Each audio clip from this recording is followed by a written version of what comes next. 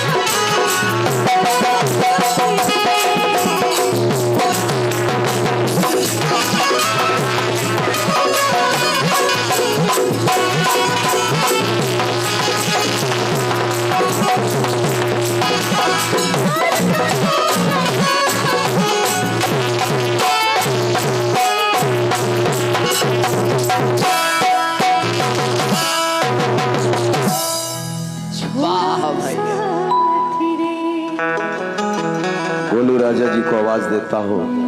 गोलू राजा जी से पूछे कि आपके क्या ख्याल है। बोले कि हर जरूरत है, हर जरूरी है जरूरत के अजमाने के बाद, तू अपनी मर्जी चला लेना मेरे चले जाने के बाद। और सुना है तेरे करीब आकर मरते नहीं कोई, जी करता है हाथ लगाने के बाद। हाथ कहाँ लगाया जाता है? जहाँ एक कलाकार की अपनी गरिमा होती है।